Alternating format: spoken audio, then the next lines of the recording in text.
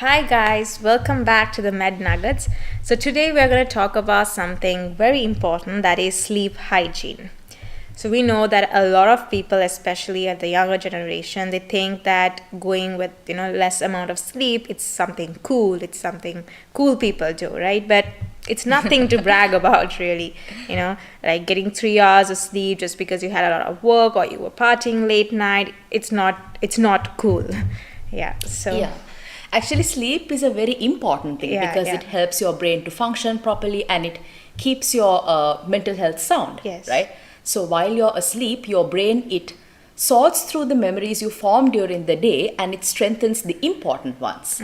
And not only that, a good night's sleep can also help different parts of your brain to communicate with each other. Yeah. Like, for example, your prefrontal cortex and your amygdala. So the prefrontal cortex is a part of the brain that deals with self control, and the amygdala is a part of the brain that is responsible for your emotions. It's the emotional center of your brain. So it allows these parts of your brain to communicate with each other in order to keep your emotions in check, right? So Yeah. sleep is something that's very important. Yeah, it also helps your body and mind to recharge, right? So it leaves you refreshed and alert when you wake up. And also, good sleep is important to develop a strong immune system to fight off diseases. Definitely. So without enough sleep, your brain cannot function properly as well. So it can impair your abilities to concentrate, to think clearly, and also to process memories.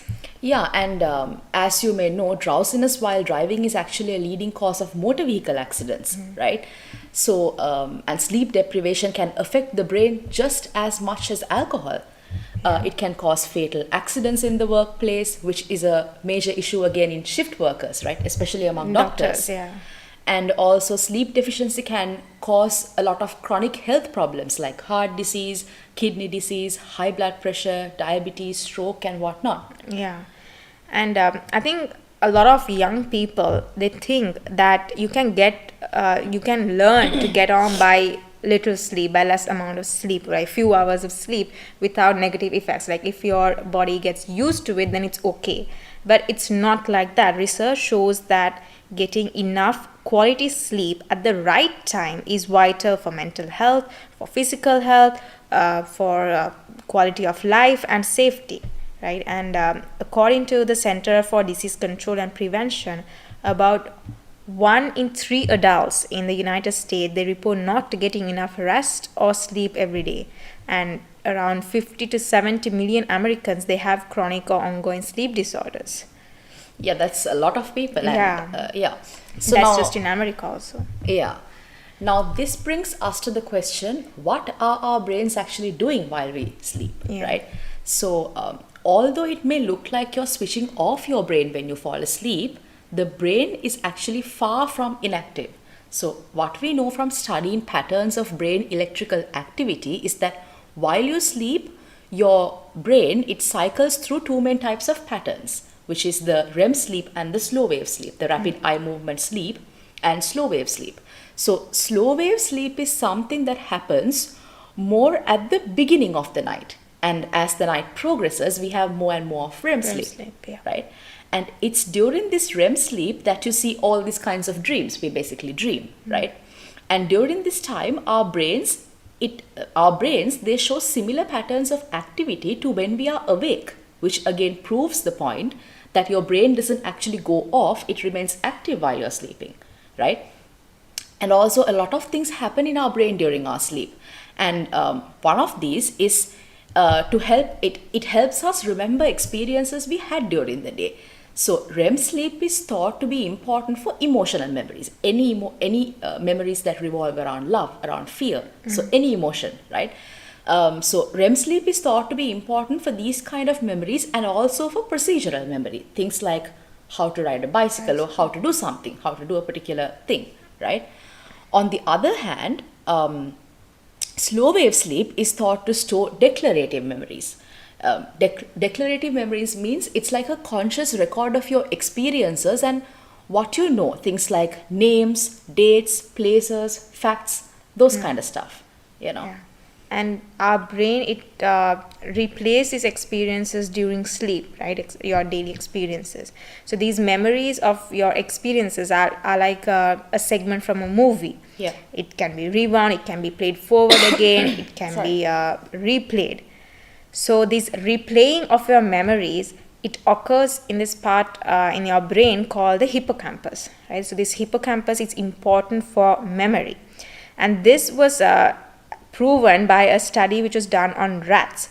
So these rats, after they had performed a navigation exercise, when they were resting, it was found that their brain replays the path it took through the maze. So through this, it was proven that our brain basically replays your experiences, and this replaying helps to strengthen the connections between your brain cells, and which is important for consolidating memories. Yeah, but then if you take a memory like what you had this morning for breakfast, it's not really important for us to remember that kind of a Yeah. thing, right?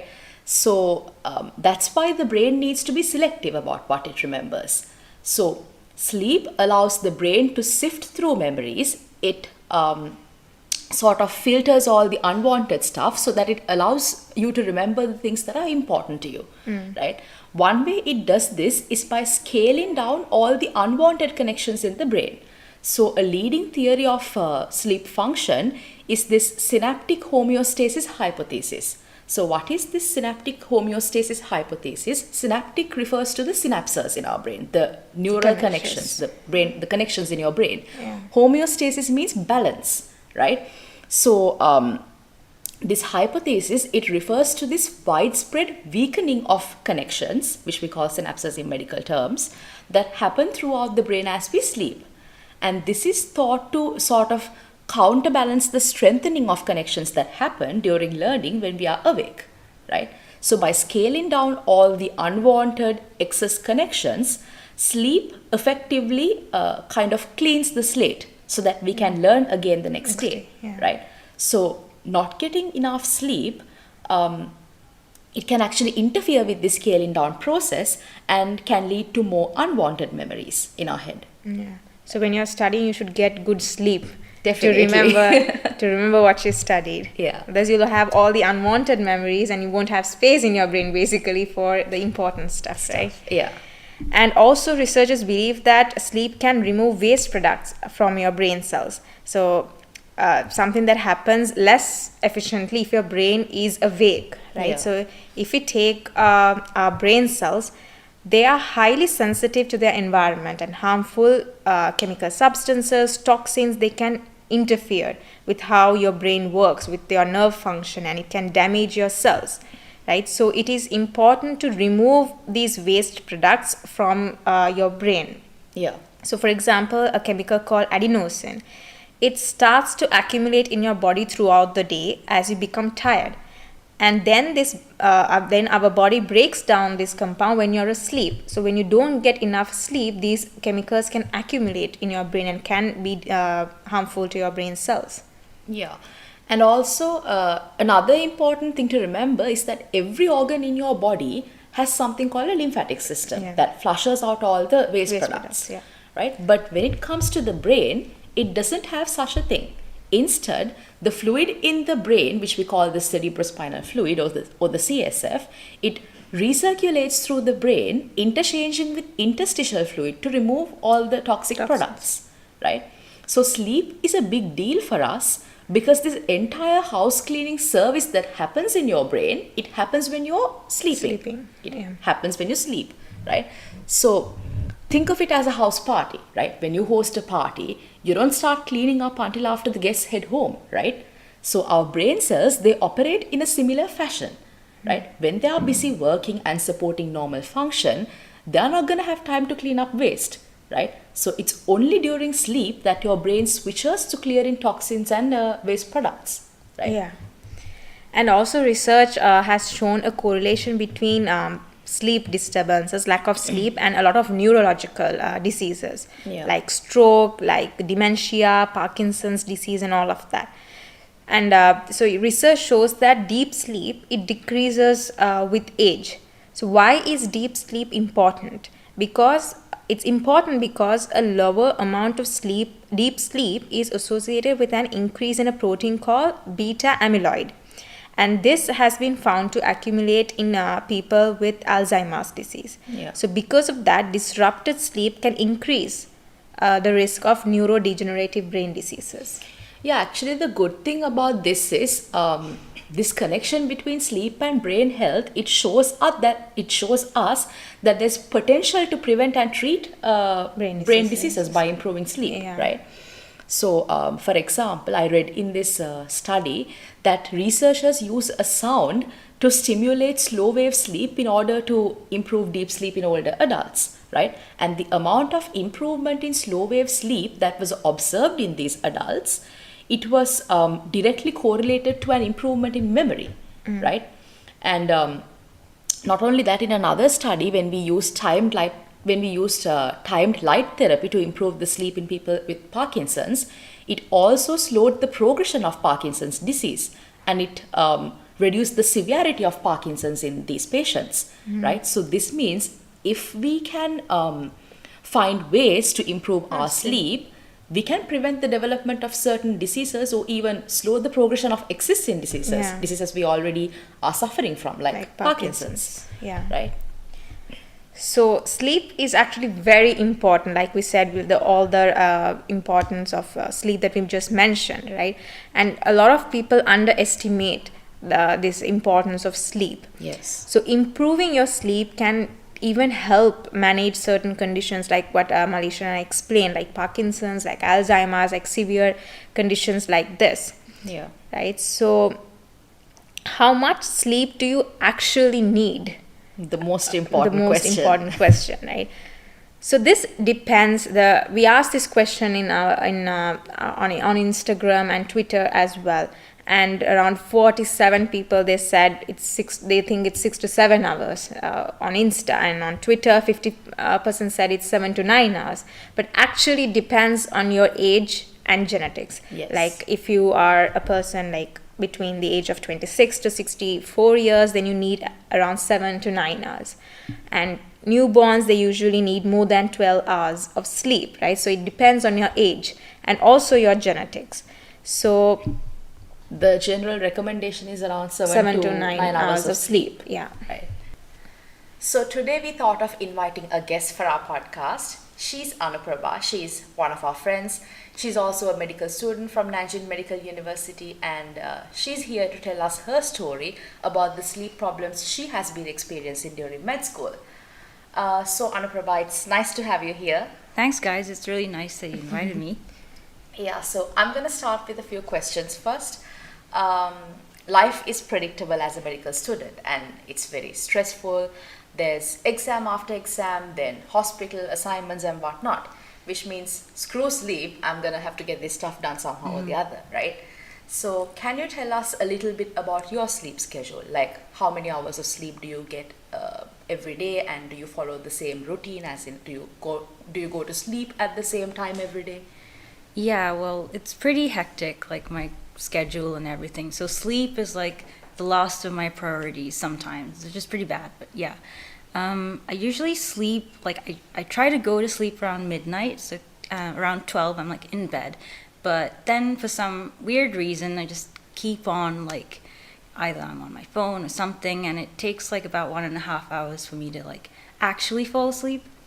And then I have to wake up at 6 to go to hospital, so like the alarm rings and then I just turn it off, and then around 6:30 I'm like out of my bed, just hurry out of the dorm. I mean, I go to the bathroom and all that, and then yeah. So do you have any idea at around what time you fall asleep actually, even though you go to bed early? Yeah, maybe around like 1:30 or 2. So that's around 5 hours of 5.5 sleep. Yeah. hours of sleep, yeah. And do you take naps during the daytime? Like how long? Yeah, of course. Like after I come back from hospital, around like 4, I usually sleep, and then I end up sleeping for like 2 hours maybe. Yeah. And then right after I go to work out. So that's naps during the evening, right? Yep. And then you go to work out, and that's in the night. Again, in the night, yeah. Yeah. Yep. Okay. And then And you mentioned that you go to bed at around 12 o'clock at night, right? Yeah, like I go to my bed, around 12, but then You when I fall asleep. sleep, it's like 1:30ish. Yeah. And what time do you usually come back after working out? Around like 8:30, And 9. Yeah. And then you have your dinner right after. Yeah, definitely. I'm like really hungry after workout, and sometimes what my do you- friends come around too, so we end up eating. So what do you usually have for dinner? Is it a heavy meal or something light? Usually it's a heavy meal. Sometimes you order like really unhealthy stuff like chicken and rice and all this, and we just eat and eat. And this like lasts, like this keeps going until like 10 sometimes. Oh, okay.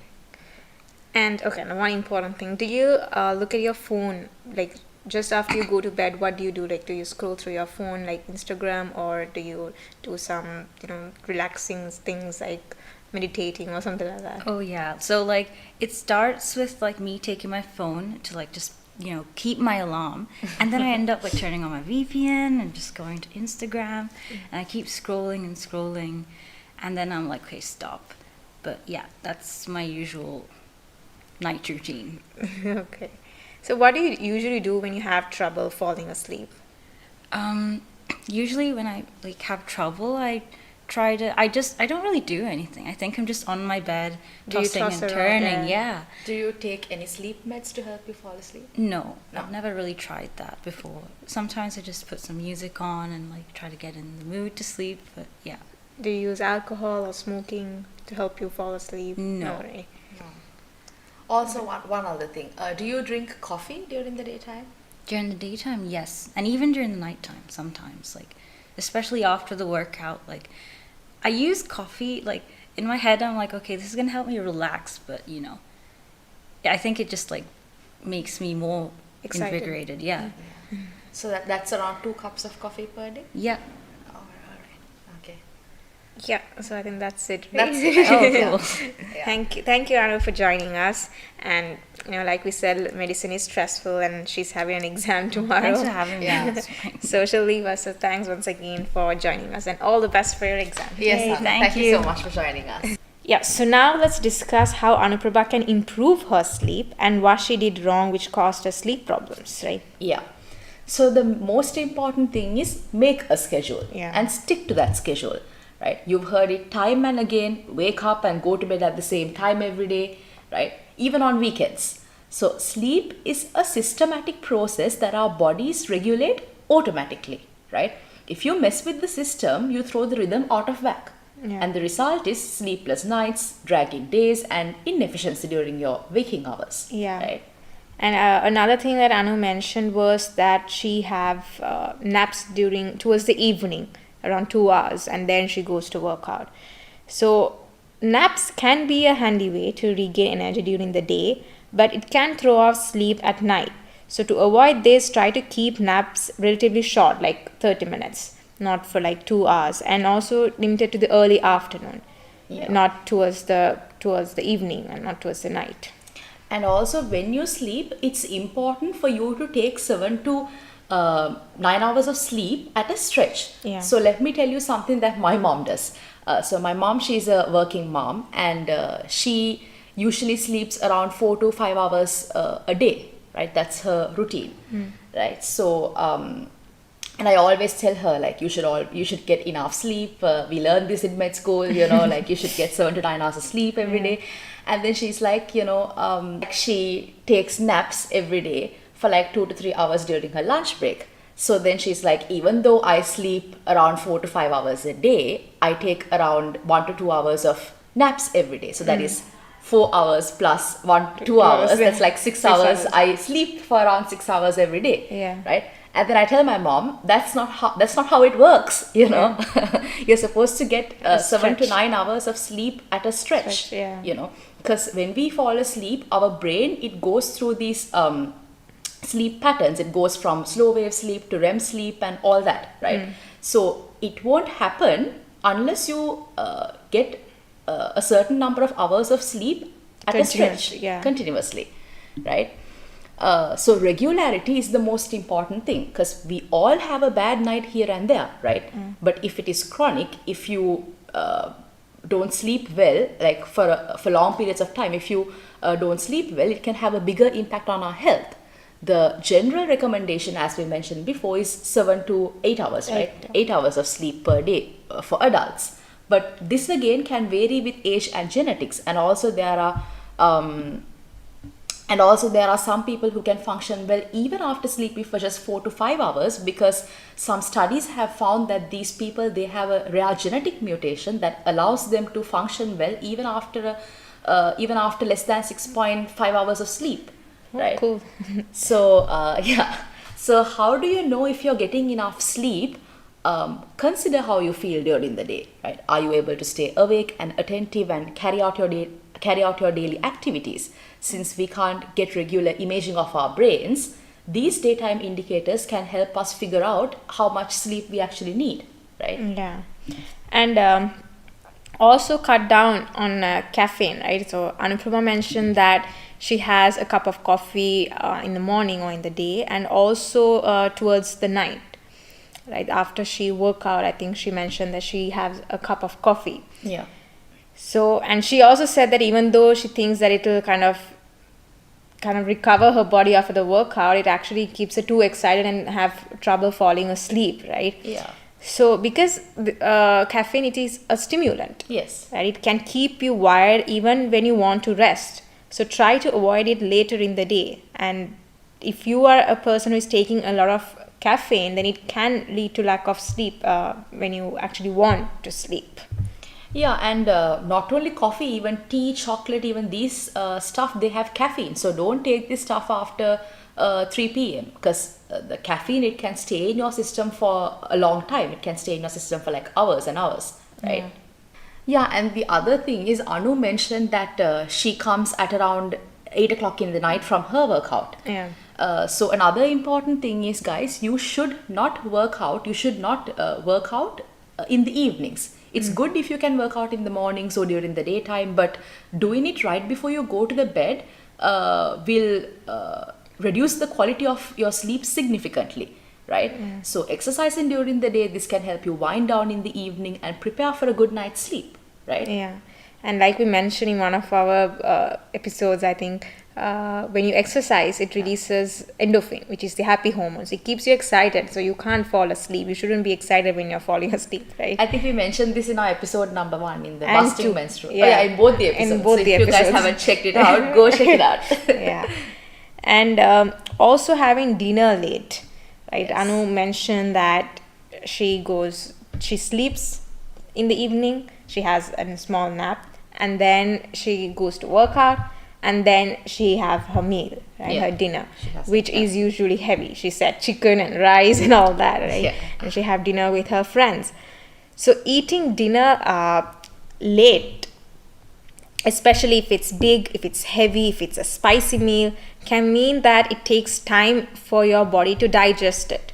So your body will still be digesting it when it's time for bed, right? So any food or snack before bed should be on the lighter side to help you fall asleep much faster. Yeah, so watch what and when you eat. Yeah. Right.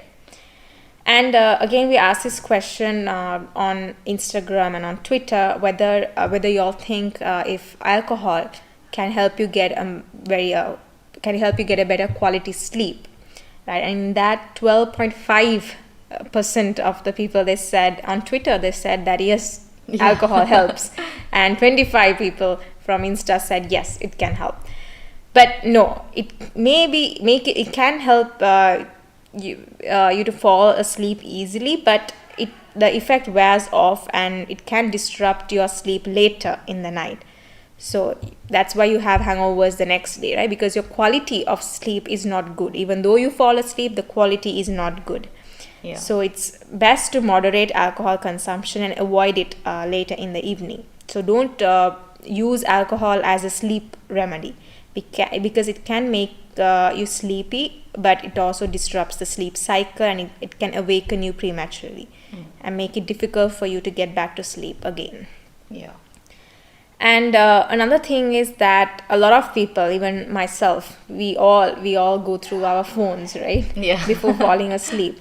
That's like a habit for all of us. And even Anu mentioned that she usually scroll through the social media after getting on bed. Yeah. Right. So You should not do that as well. You should build a 30 to 60 minute period where you're device free, because cell phones, tablets, laptops, they can all cause a mental stimulation that is hard to shut off, and it also generate blue light that may decrease your melatonin production. Melatonin is important for sleep, right? And some experts even recommend hiding your clock as well. So if you take a look at the clock, then it can transition from sleep to being awake, Yeah. and making it harder for you to fall back to sleep. Yeah. And also, guys, make sure you have a comfortable mattress, a good pillow, and and comfortable bedding, because it's the little things that count, right? Yeah. And also set your room temperature to like 18 to 20 degrees Celsius, because a colder room will help you fall asleep faster. Like, I remember Anu mentioned that whenever she decreases the AC, the Yeah. temperature of the air conditioner, it helps her fall asleep faster, yeah. right? And the reason behind this is, right before you fall asleep, your body temperature, it drops as a way to conserve energy, and sleeping in a colder room will help you drop your body temperature faster, which will help you fall asleep soon. So that's the reason behind this whole maintaining a colder room temperature, will help you fall asleep faster. Then also turn out the lights, because darkness can stimulate the body to release melatonin. Melatonin is a natural sleep hormone, and light, like sunlight, can suppress it. So keeping your bedroom as dark as possible at night can help promote the production of melatonin and the onset of sleep. And getting enough sun during the day similarly can help you stay alert and awake, because it suppresses the melatonin production, right? And also, if your room is too noisy, like you're living with a roommate or something, right, you could always use earplugs. But then if wearing earplugs is something that's uncomfortable for you, then you can always try a white noise machine or even a fan to cancel out the excess sound, the noise. Yeah. Right? And another thing is, you can try calming scents like light smells such as lavender. It can induce a calmer state of mind and make it easier for you to fall asleep. Yeah. So this was proved by one of the studies, which included 79 college students with reported sleep issues. So in that, what they did was they divided these students into two groups. One group of students wearing a lavender patch that gives that smell out, and also they practiced good sleep hygiene. And there was another group which did not have this lavender patch, but they also practiced good sleep hygiene. Yeah. And when their sleep indexes were measured, the sleep quality indexes were measured, it was found that the group which had the lavender patch and also practiced good sleep hygiene, they had better quality sleep than the group that did not have the lavender patch and only practiced sleep hygiene. So that proved the fact that calming scents can actually help you fall asleep in the night. That's an interesting study. You found this on PubMed? Yeah. Oh, okay, nice. Yeah, so guys, keep your routine consistent, follow the same steps every night. Things like putting on your pajamas and brushing your teeth, it can signal your brain that it's time to sleep. And that Sleep time. It's sleep time, yeah. And also create a bedtime ritual, engage in activities that help you calm down, like, take a warm bath, meditate, read a book, and do all that stuff. It doesn't matter what you do as long as it relaxes you. Yeah. Right. And another very common thing that a lot of people use or abuse, I don't know which word to use, because a lot of people abuse this stuff, is sleep medications, right? So when we ask this question from Anu, she doesn't use sleep meds to fall asleep, but a lot of friends we know, they use sleep meds, right? So the problem with these sleep meds is that these drugs, they don't typically provide deep sleep, right? And in other cases, the drugs that provide deep sleep, they can induce deep sleep all night long, but they also cause people to wake up feeling hungover or more tired the other day, right? So when it comes to deep sleep, guys, more is not better. Timing is important, right? Because deep sleep is necessary earlier in the night and you don't really need it closer to morning, right? So melatonin, it affects the circadian system and promotes sleep by decreasing the arousal or alerting signal from the circadian clock, right? Yeah. And with aging, our natural melatonin levels, they go down, right? So if you choose to take melatonin, be sure to stick to small doses, usually around half a milligram to like 3 milligrams, right? Unless recommended otherwise by your doctor, because high doses of melatonin, it can affect your vascular system Okay. and lead to diseases, you know. Yeah, so avoid using sleeping pills for more than 2 weeks at a time because they can be addictive and it can cause rebound insomnia. In other words, when you try to stop taking them, you can have even more difficulty falling asleep, right? Yeah. And not only that, make gradual adjustments, right? If you want to shift your sleep times, don't try to do it at once because it can mess up with your schedule, Yeah. right? So instead, make small step-by-step adjustments of up to an hour or two so that you can get adjusted and settle into a new schedule. Yeah. And also don't, when you have difficulty falling asleep, don't toss and turn, right? Yeah. Like Anuprabha, she said that she usually toss and turn around so that she falls asleep. But that actually disrupts your mental connection between being in bed and actually being asleep. Yes. Right. So for that reason, if after 20 minutes you haven't gotten, like if you haven't fallen asleep, then get up, stretch, read, or do something that will relax your mind and so that you can fall asleep. Right. Yeah, and guys, when it comes to sleep, it's always quality over quantity, applicable to everything in life. Yeah. Yeah, so if your sleep problems persist, you can always keep a sleep diary and jot down the type of problems you're experiencing when they occur, because this will help you to identify your triggers, the things that you are doing wrong during your day, which is affecting your sleep, right? Yeah. And at the same time, it will serve as a useful tool for when you go, when you talk to a doctor, your doctor will be able to identify your problems, your sleep problems and all that stuff, and your doctor will be able to help you, you know, when you show him or her this book, your sleep diary. Yeah. So basically, the most important point that you have to take from our podcast is to have good quality sleep for at least 7 to 9 hours. That's the recommended period, 7 to 8 or 7 to 9 hours of sleep, right? More than 7 hours. Yeah, more than 7 hours and not less than that, and continuously, not 4 hours in the daytime and then Not like my mom. Yeah. Don't break it up, just continuously 7 hours of sleep. That's very important. So that's the end of our podcast, and hope you have a good night's sleep today, and see you on our next podcast. Yeah, guys, bye. Bye. Thank you.